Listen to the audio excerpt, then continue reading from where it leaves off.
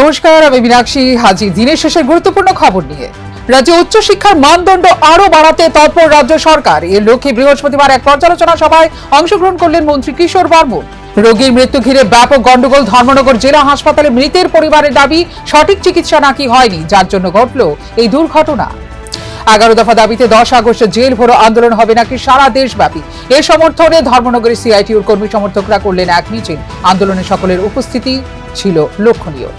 ফের সংবাদের শিরোনামে কৈলাসহরে জেলা হাসপাতালের পরিষেবায় ক্ষুব্ধ জনগণ। প্রশ্ন উঠছে, এই হাসপাতালের হাল কবে পাল্টাবে? রোগীর মৃত্যু ঘিরে ব্যাপক গন্ডগোল। ধর্মনগর জেলা হাসপাতালে মৃতের পরিবারের দাবি সঠিক চিকিৎসা নাকি হয়নি, যার জন্য ঘটল এই দুর্ঘটনা।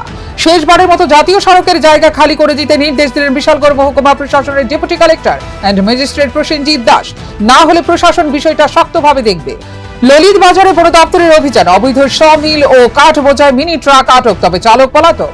সুবল সিং এলাকায় জাতীয় সড়কে সিপিআইএম এর বিক্ষোভ। দ্রুত নির্মাণ কাজ শেষের দাবি। বিক্ষোভে লাল ব্রিগেডের সৈন্যরা দোষলেন রাজ্য এবং কেন্দ্রীয় সরকারকে। বিশালগড়ে ফের দুঃসাহসিক ছিনতাই। বন্দুক ঠেকিয়ে নগদ ও মোবাইল লুট। 3 যুবককে মারধরের অভিযোগ, তদন্তে পুলিশ।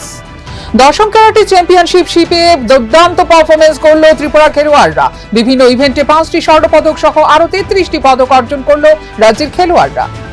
এখনকার মতো দিনের শেষের গুরুত্বপূর্ণ খবর এই পর্যন্তই। নমস্কার।